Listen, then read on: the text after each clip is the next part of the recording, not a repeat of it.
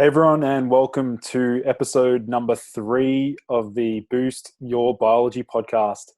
I'm your host, Lucas, and today we are going to be looking at some fundamental biohacks that you guys can pretty much implement into your lifestyle to essentially upgrade your sleep. So when I say upgrade your sleep, I don't just mean to, sleep longer.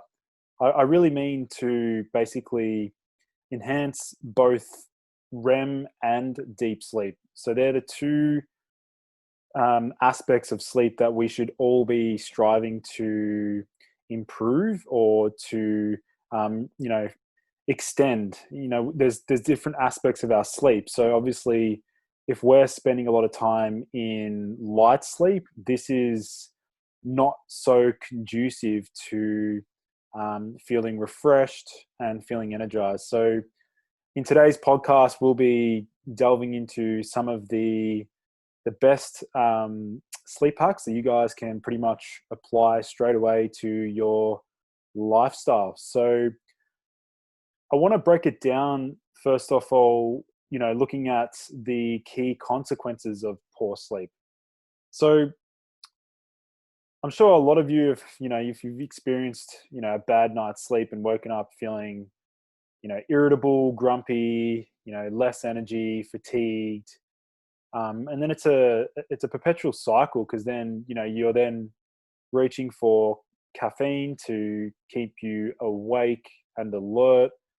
And then, by the end of the day, you're actually even more fatigued because you've just borrowed from the next day with caffeine. So ideally, most adults really should be aiming for, between 7 to 9 hours of uninterrupted sleep every night.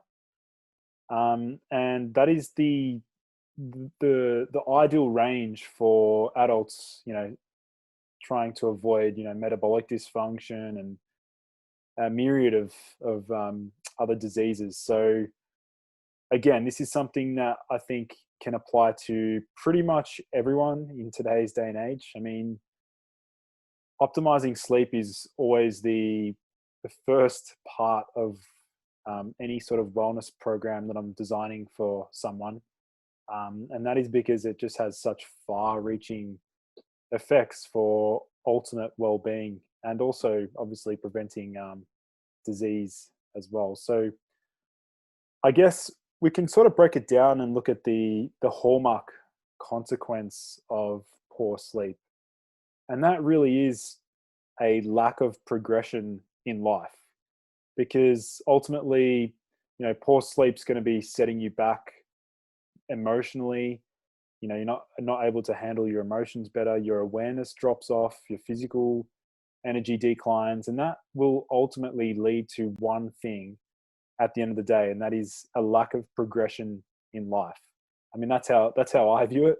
I'm not sure if you guys sort of feel the same way, but that's what I've come to realize over the years of my own journey, optimizing, both my physical and mental health. So if we have a look at some of the key ways, amazing sleep can sort of change your life, we know that good sleep increases our energy levels. It makes us feel, well, it makes us perform better at work because we're more focused. It actually enhances verbal fluency, and that's linked to changes in, dopamine receptor density and acetylcholine production, which I'll delve into later. Um, Good sleep can obviously give you a sharper mind. You have less sick days at work. There's some interesting studies around that. Good sleep can optimize libido for both males and females. Um, and the other interesting aspect to it is you can actually have can have a cheat meal without feeling guilty. Um, so, for example, I mean, I'll be touching on that a little bit later in this episode. But just to sum it up real quick, if you have a late night, you are more likely to be glucose intolerant the next day, which means that your ability to regulate that blood, regulate your own blood sugar following a cheat meal is actually compromised. So that's one aspect. Another one is obviously that good sleep enhances motivation and drive, and it also enhances our workout performance. That's probably the one thing that I've noticed the most myself is yeah, better endurance, better strength, better pumps in the gym, things like that. So I guess it's important for us to analyze some of the key consequences of poor sleep. Um, and as I mentioned before, there are hormonal changes that occur when, um, when we have disrupted sleep or poor quality sleep. The first one that, you guys really need to understand is that, poor sleep's going to increase the body's master stress hormone, which is cortisol. So, poor night's sleep is automatically going to raise your baseline cortisol levels. And we know that cortisol has it sort of competes with the sex hormones. Because if you think about it, if you're running away from a bear, or like from a survival perspective, if your cortisol's pumped through the roof, then your body's not thinking about reproducing. It's not going to shift its resources towards reproduction. So that's one key consequence, poor sleep. Another one is obviously, like I mentioned a little bit earlier, is that we're going to get changes in our ability to handle sugary foods, or like cheat meals. So like let's say you've had a late night, and you the following day there's actually changes that occur, hormonal changes. So like decrease in leptin and increase in ghrelin, which are two hormones that regulate appetite. These basically will be dysfunctional and will lead to an increase in caloric intake the following day. So again, not something that you really want to be facing every single day. So, and again, when we sort of look at the grander picture, it comes down to if we're constantly sleep deprived, then over time, this can lead to cardiovascular disease, type 2 diabetes, even cancer as well. So definitely something that I think, I want all of you guys, everyone listening in, to really pay attention to optimizing sleep. So I want to sort of delve into four key elements that make up optimal sleep. So I've broken it down nice and easy for you guys to remember. So we've got sleep latency, sleep duration, sleep quality, and sleep consistency. So these are the four key areas that you guys should try and master, because um, it will facilitate good quality sleep. So if we were to sort of break down, what is sleep latency? So sleep latency is basically the amount of time it takes for you to actually transition from a wakefulness, like a wakeful state, to sleep. So, it's that time when you actually go to bed, and then the time it takes for you to actually fall asleep when you first lie down. So this is one area that, this is just one aspect of optimizing sleep that, we're going to be discussing today.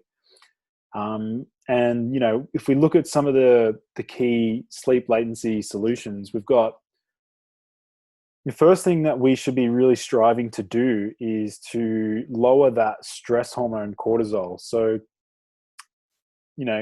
lowering cortisol will have an influence on our body's melatonin levels. So an easy way to think of this is, if cortisol is high, melatonin is low. And the contrary is also true. So if melatonin is also high, then cortisol is low. So essentially, well, if you look at the body's hormonal circadian rhythm, cortisol is supposed to, well, it in healthy individuals, it's supposed to really peak at around 6 7 a.m. In the morning, and then it should plateau or like drop off towards the end of the day. And as we see that drop off, there should be a steady incline in melatonin. So that's obviously like that's one thing that we really should be striving for, is to really, we want to drop our cortisol in the evenings. It's not something we want to have elevated. So there's a few ways which we can do that. And also we can raise a neurotransmitter called GABA. Now GABA is, let's just, an easy way to remember it is that GABA is our primary anxiety reducing neurotransmitter. So you can link GABA to alcohol. So alcohol strongly activates these GABA receptors in the brain. Although obviously in long-term use, this leads to actually a down regulation of these receptors. And so obviously it's not a sustainable solution. And obviously, well, alcohol itself does not improve sleep. It may help you fall asleep, but it doesn't actually improve the quality of your sleep. And the next thing that we want to really strive to achieve is to increase adenosine. So we've got the trio. So we want to drop cortisol, we want to increase GABA, and we want to increase adenosine. Adenosine, you guys can link this to caffeine. So caffeine blocks these receptors, and that's how it provides that wakefulness, that alertness. On the contrary, in the evenings, we really want to increase adenosine, because adenosine is going to help signal the body to fall asleep, and actually builds what's known as sleep pressure. So it actually builds up that tiredness, fatigue feeling in the brain. So some ways to decrease cortisol. So when we look at cortisol, there are many strategies, herbs, we've got lifestyle strategies, to do this. And the first one that I want to bring to your attention is earthing. So, and this is earthing / grounding. These are basically, it's a free lifestyle hack, that you guys can, take advantage of straight away. All you have to do is, make contact with the earth, get your feet to make contact with grass, dirt, sand, anything that Mother Nature has already provided for us. There's some interesting studies around how that can directly help to regulate our cortisol response. And I mean, alternatively, you can also, you can use an earthing mat. I mean, I actually have one underneath my feet as I speak right now. It basically plugs into the power adapter, and it basically mimics the effects of earthing, because it's connected to the power socket, which then has a circuit that runs outside the house. And I've actually got a earthing mat, that exact product, which you guys can check out on my website. There's a particular product that I've listed there, which I'll be linking in the show notes as well for you guys to check out. If you can't happen to, or you want to be earthed or earthing during the day, then that's a benefit. But I always recommend Mother Nature first. As a naturopath, we want to support getting as close to nature as possible. So the two other things that you guys can time and implement is to take your magnesium in the evening, because that helps to lower cortisol.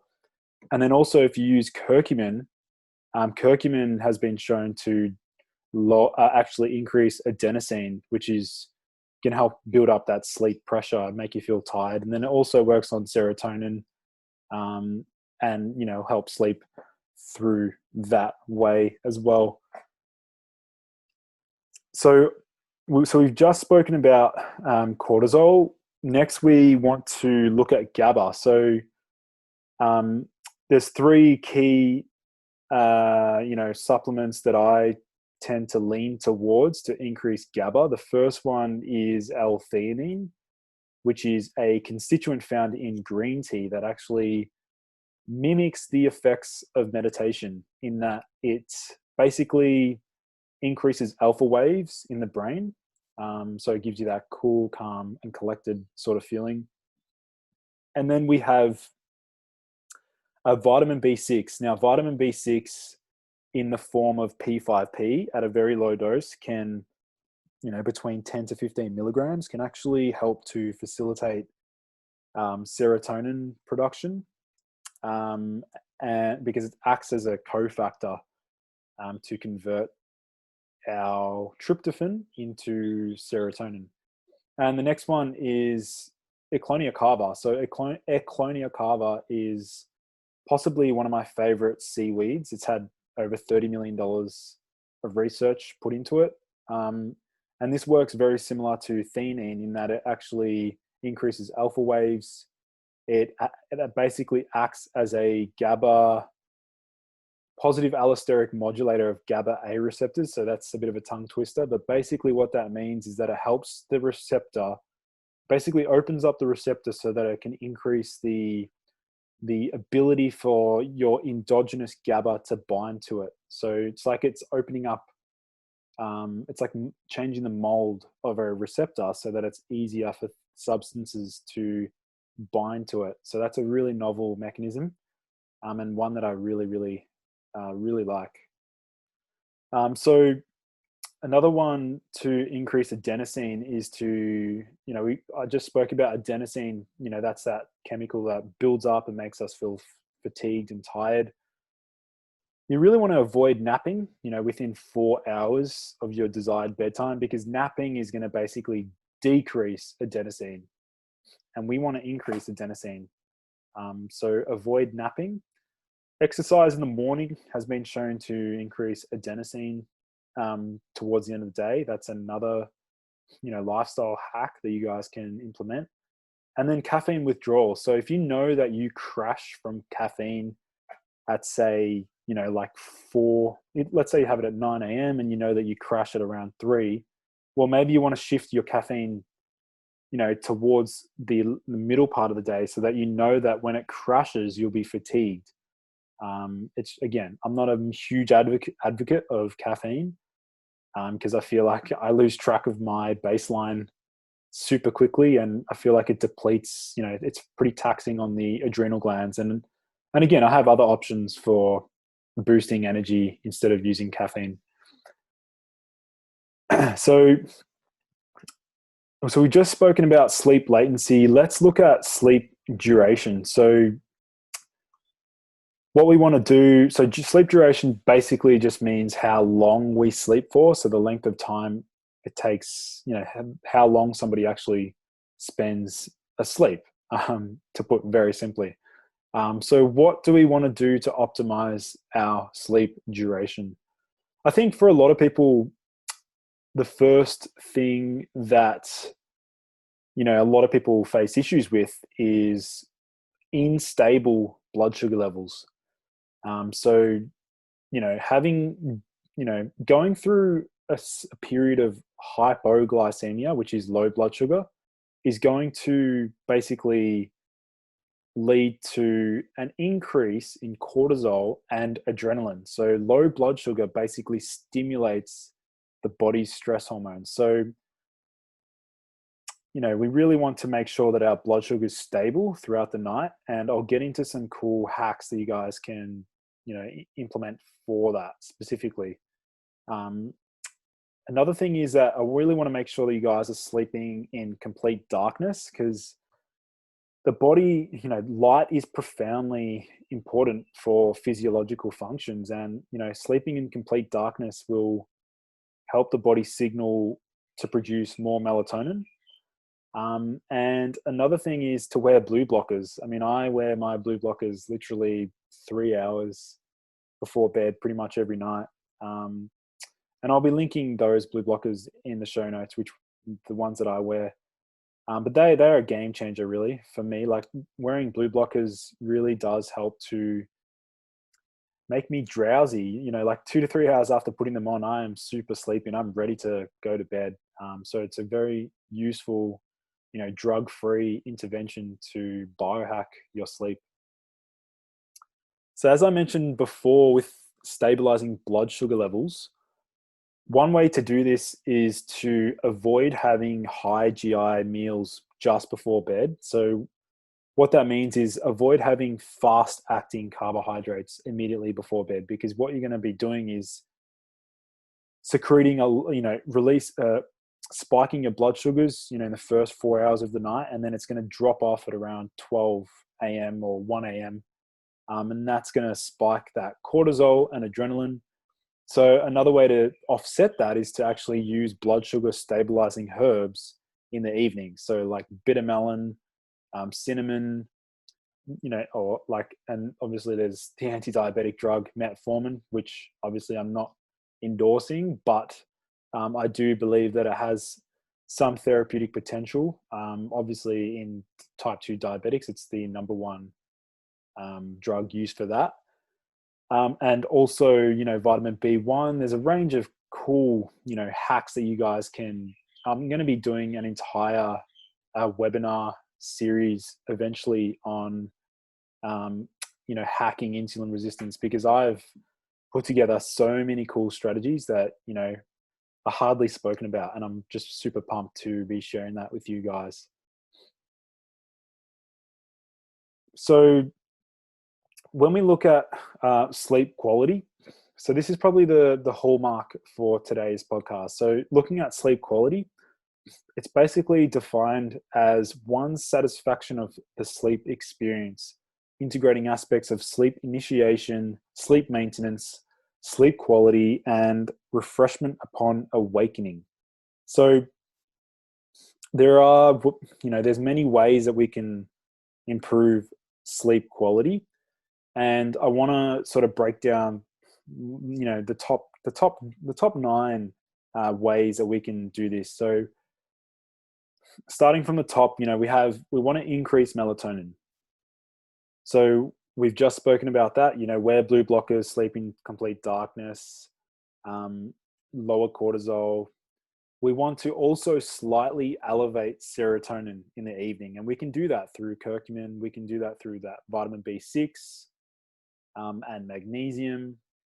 We also really want to lower histamine. So histamine is, often considered just the the chemical that's released in the body that influences, allergies, hay fever, things like that. But really, histamine is actually one of the strongest wakefulness promoting neurotransmitters, and actually is very stimulating. And in fact, one of the most abused smart drugs is modafinil, and modafinil works through increasing histamine. That's how it keeps people awake, through histamine, but then orexin and dopamine, a few other things. And we want to also decrease dopamine in the evenings. We don't want to have super high dopamine at the end of the day, because dopamine can then get shunted and converted down towards norepinephrine and then subsequently adrenaline as well. So next up we want to increase oxytocin. So oxytocin, I'll be doing an entire podcast looking at oxytocin. So just to put it very simply, oxytocin is the bonding hormone, the hormone that's released when you hug someone you love, when you kiss someone you love, after orgasm for both genders. It increases sexual arousal. So it plays a critical role in, the human experience. And so, oxytocin can facilitate sleep through a wide variety of mechanisms. I won't go into too much detail, but, increasing oxytocin in the evening is actually quite beneficial for improving sleep quality. And then we have decreased glutamate. So I think I've barely spoken about glutamate, but I think for a lot of people, they need to understand that glutamate is think of glutamate as the opposite to GABA. And GABA is our inhibitory neurotransmitter. Glutamate is our excitatory neurotransmitter. And so a lot of people actually have excess glutamate, and that can be from a wide variety of things. So that's obviously something that we want to decrease in the evenings. And like I said before, we've got magnesium that can do that. We've got vitamin B6 that can help with that. Eclonia cava, which I mentioned. L-theanine also works through that, lowering glutamate. And so I would say that they are, the key aspects of optimizing sleep quality. So, it'd be interesting to see you guys experiment with some of these practices and sort of seeing how it impacts your sleep scores. If you have an Oura Ring, you can track your sleep scores through that device. So one final thing I want to look at is let's have a look at the very first thing you should be doing, when you wake up in the mornings. So, you wake up, the very first thing you should really focus on doing is getting bright light exposure to your face, or just even to your body or the skin, but most importantly to your face and to your, around your eyes, because, that's going to improve your sleep that night. So that's because basically vitamin D, there are photoreceptors in the eyes that can signal to a part of the brain called the suprachiasmatic nucleus, which essentially regulates when we fall asleep, or it regulates many other functions, but it does that. So really, we want to make sure that as soon as we wake up, try and get very bright light exposure.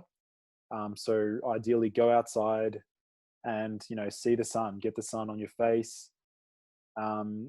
I even practice sun gazing. Sun gazing is a practice that, it's hardly been researched, but from my anecdotal experience, my personal experience is that on the days that I sun gaze, I notice that my appetite is significantly decreased. And then also I feel way more energized and I feel like I sleep a lot better that night. So I probably have to dedicate an entire podcast to sleep gazing, because, I think it deserves more attention. It deserves more research. I mean, I'm never going to find a double-blind placebo-controlled study on, sun gazing. So that's pretty much it from today's episode. These were just, some short biohacks that you guys can sort of experiment with. And, there are so many nuances when it comes to optimizing sleep. And so I hope that, hopefully some of you that are already listening into this have, looked into my sleep masterclass, which you can find over at my website, ergogenichealth.com.au. But yeah, hopefully you got a chance to, gain some benefits from today's episode. And yeah, I look forward to releasing the next few episodes in the future. So yeah, thank you for joining in, and we will be in touch. Okay, thanks. Thank you everyone for joining in to today's episode. For in-depth show notes and lessons learned, visit nofilter.media/boost your biology. This has been a No Filter Media production. Say what you want.